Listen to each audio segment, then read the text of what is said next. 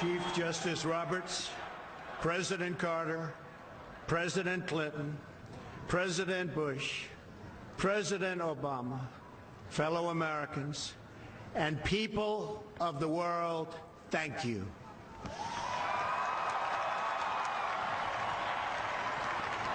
We, the citizens of America, are now joined in a great national effort to rebuild our country and restore its promise for all of our people.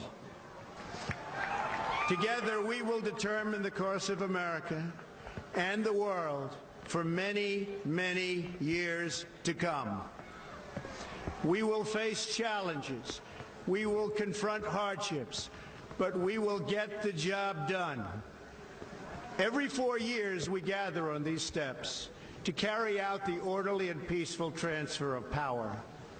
And we are grateful to President Obama and First Lady Michelle Obama for their gracious aid throughout this transition. They have been magnificent. Thank you. Thank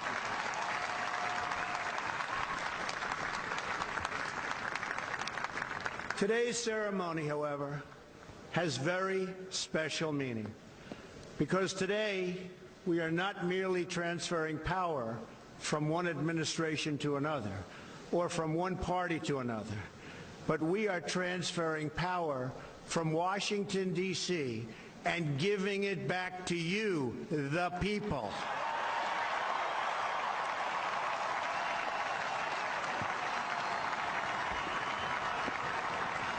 For too long, a small group in our nation's capital has reaped the rewards of government while the people have borne the cost.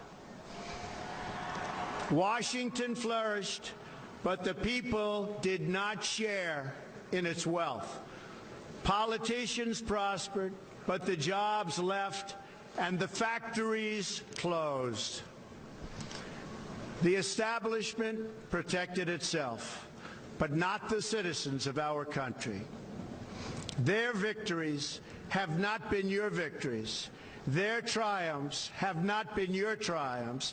And while they celebrated in our nation's capital, there was little to celebrate for struggling families all across our land.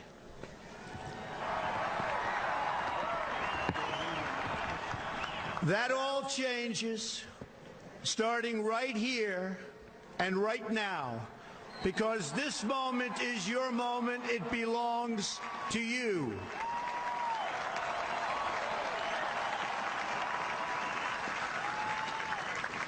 It belongs to everyone gathered here today and everyone watching all across America. This is your day. This is your celebration. And this, the United States of America, is your country.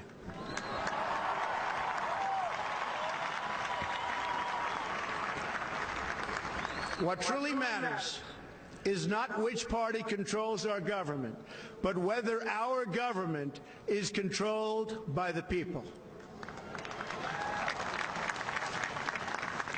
January 20th, 2017 will be remembered as the day the people became the rulers of this nation again.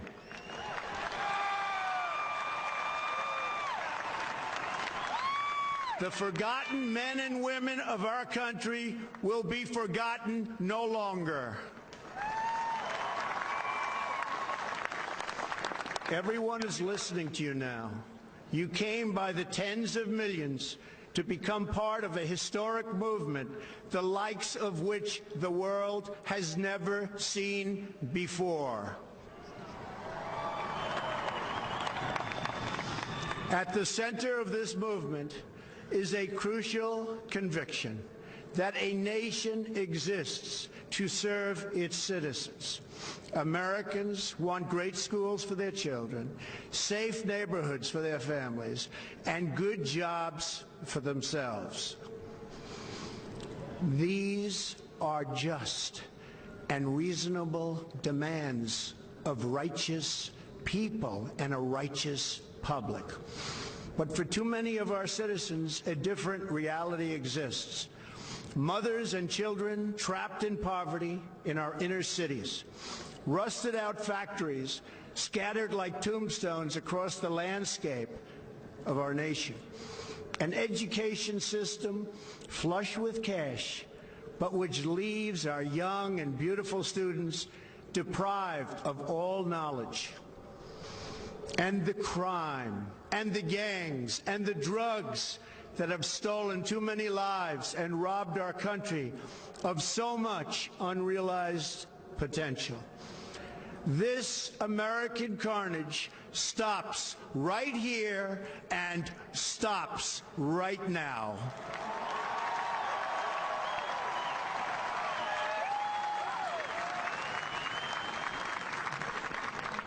We are one nation, and their pain is our pain. Their dreams are our dreams, and their success will be our success. We share one heart, one home, and one glorious destiny. The oath of office I take today is an oath of allegiance to all Americans.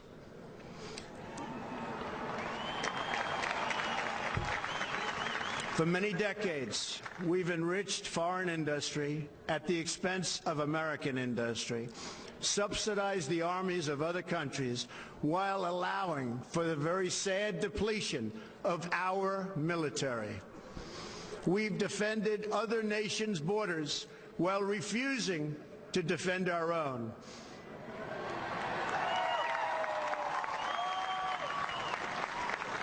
And spent trillions and trillions of dollars overseas while America's infrastructure has fallen into disrepair and decay. We've made other countries rich while the wealth, strength, and confidence of our country has dissipated over the horizon. One by one, the factories shuttered and left our shores, with not even a thought about the millions and millions of American workers that were left behind.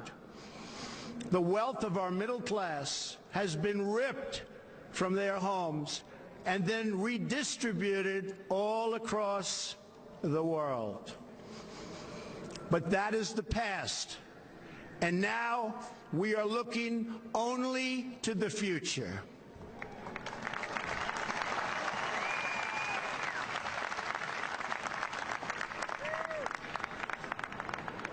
We assembled here today are issuing a new decree to be heard in every city, in every foreign capital, and in every hall of power. From this day forward, a new vision will govern our land. From this day forward, it's going to be only America first. America first.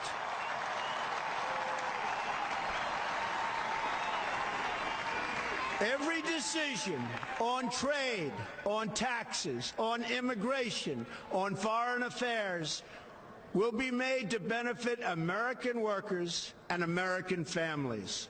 We must protect our borders from the ravages of other countries making our products, stealing our companies, and destroying our jobs.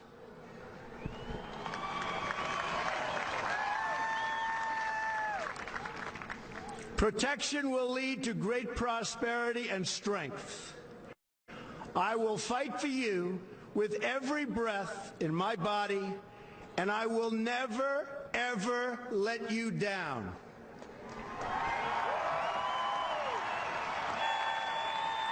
America will start winning again, winning like never before. We will bring back our jobs. We will bring back our borders. We will bring back our wealth. And we will bring back our dreams.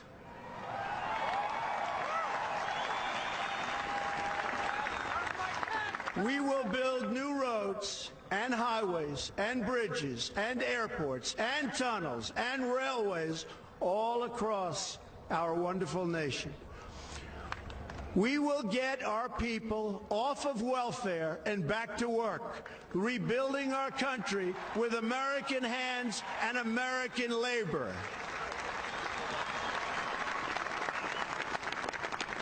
We will follow two simple rules: buy American and hire American. We will seek friendship and goodwill with the nations of the world, but we do so with the understanding that it is the right of all nations to put their own interests first. We do not seek to impose our way of life on anyone, but rather to let it shine as an example. We will shine for everyone to follow. We will reinforce old alliances and form new ones and unite the civilized world against radical Islamic terrorism, which we will eradicate completely from the face of the earth.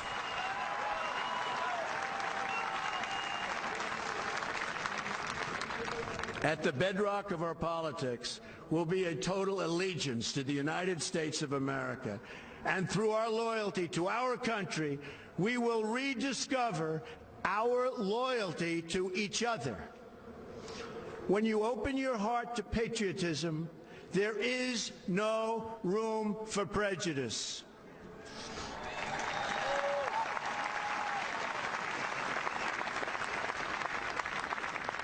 The Bible tells us how good and pleasant it is when God's people live together in unity. We must speak our minds openly, debate our disagreements honestly, but always pursue solidarity.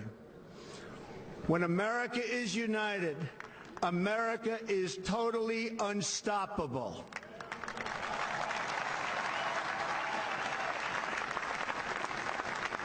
There should be no fear. We are protected, and we will always be protected. We will be protected by the great men and women of our military and law enforcement. And most importantly, we will be protected by God.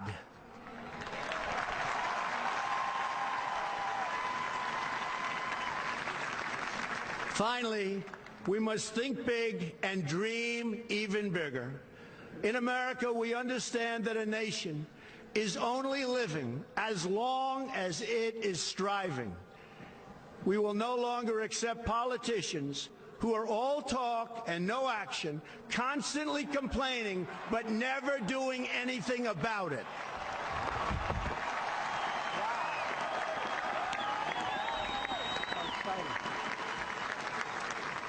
The time for empty talk is over.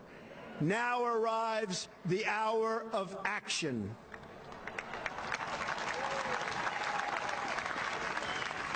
Do not allow anyone to tell you that it cannot be done. No challenge can match the heart and fight and spirit of America. We will not fail. Our country will thrive and prosper again. We stand at the birth of a new millennium, ready to unlock the mysteries of space, to free the earth from the miseries of disease, and to harness the energies, industries, and technologies of tomorrow.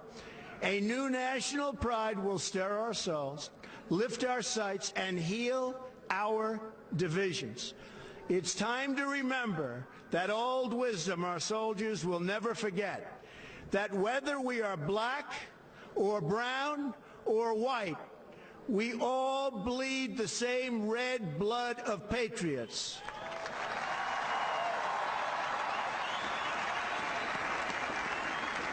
We all enjoy the same glorious freedoms, and we all salute the same great American flag.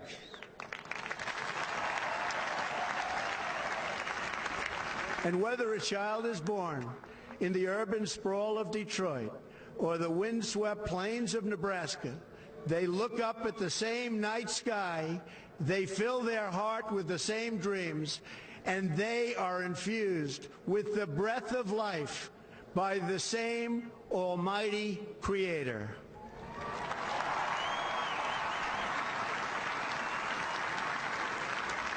So to all Americans in every city, near and far, small and large, from mountain to mountain, from ocean to ocean, hear these words: you will never be ignored again.